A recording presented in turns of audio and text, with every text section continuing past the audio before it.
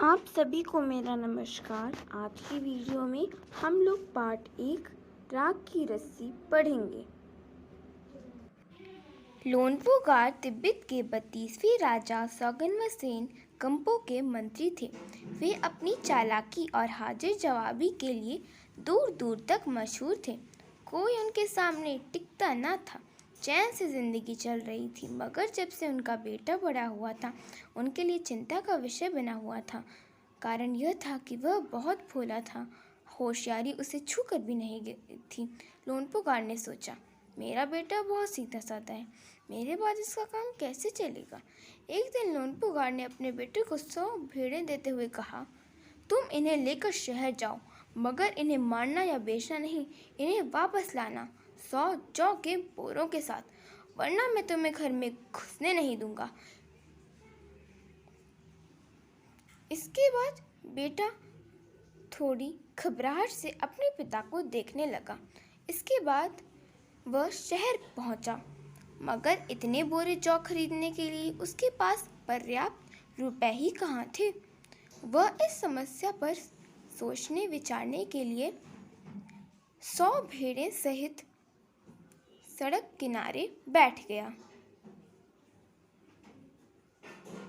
मगर कोई हल उसकी समझ में ही नहीं आ रहा था।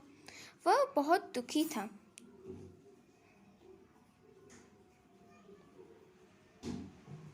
तभी एक लड़की उसकी तरफ आते हुए उसको दिखाई दी। उस लड़की ने उस लड़के से पूछा,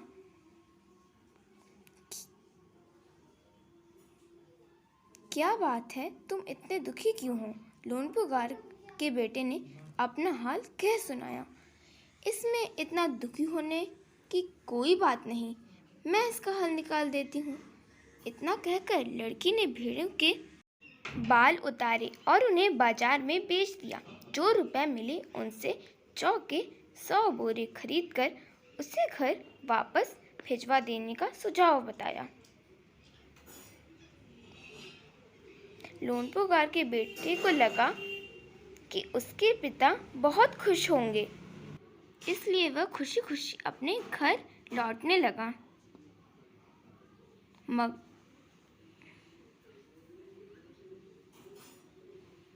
मगर उसकी आपत्ति पर उन्होंने ध्यान नहीं दिया। वे उठकर कमरे से बाहर चले गए। दूसरे दिन उन्होंने अपने बेटे को बुलाकर कहा, पिछली बार भेड़ों के बाल उतारकर बेचना मुझे ज़रा भी पसंद नहीं आया। अब तुम दोबारा उन्हीं भेड़ों को लेकर जाओ, उनके साथ जौ के 100 बोरे लेकर ही लौटना। एक बार फिर निराश लोनपुगार का बेटा शहर में उसी जगह जा बैठा। ना जाने क्यों उसे यकीन था कि वह लड़की उसकी मदद करने ज़रूर आएगी, और हुआ भी कुछ ऐसा। वह लड़की आई, उसने अपनी मुश्किल कह सुनाई। अब तो बिना जौ के 100 बोरों के साथ मेरे पिता मुझे घर में घुस नहीं देंगे। लड़की कुछ सोचकर बोली, एक तरीका है। उसने भेड़ों की सींग काट ली। उन्हें बेचकर जो रुपए मिले उनसे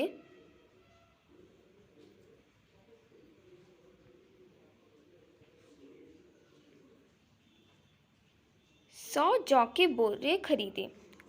बोरे लेकर लोनपुगार का बेटे को सौंपकर लड़की ने उसे घर वापस भिजवा दिया। भेड़ और जौ के बोरों से पिता के हवाले करते हुए लोनपुगार का बेटा खुश था। उसने विजय भाव के साथ सारी कहानी कह सुनाई। सुनकर लोनपुगार बोले, उस लड़की को कहो कि हम 9 हाथ लंबी ताक की रस्सी बना कर दें। उनके बेटे ने लड़की के पास जाकर पिता का संदेश दोहराया। लड़की ने एक शर्त रखी, मैं रस्सी बना दूंगी, मगर तुम्हारे पिता को वह गले में पहननी होगी। लोनपुगार ने सोचा, ऐसी रस्सी बनाना ही असंभव है, इसलिए लड़की की शर्त मंजूर कर ली। अगले दिन लड़की ने 9 हाथ लंबी रस्सी ली, उसे पत्थर के सिल पर रखा और जला दिया। रस्सी जल गई, मगर रस्सी का आकार की राख बच गई। इसे वह सिल समेत लोनपेगार के पास ले गई और उसे पहनने के लिए कहा। लोनपेगार रस्सी देखकर चकित रह गए। वे जानते थे कि राख की रस्सी को गले में पहनना तो दूर, उठाना भी मुश्किल है। हाथ लगते ही वह टूट जाएगी। लड़की की समझदारी के सामने उनकी अपनी चालाकी खरी रह गई। बिना वक्त गवाए लोनपेगार ने अपने बेटे की शादी का प्रस्ताव लड़की के सामने रख दिया। लड़की इस बात से तैयार हो गई। धूमधाम से उन दोनों की शादी हो गई। तो देखा ना दोस्तों आपने, कैसे लड़की ने अपनी समझदारी से लोनपेगार को हरा दिया। आप सभी का धन्यवाद।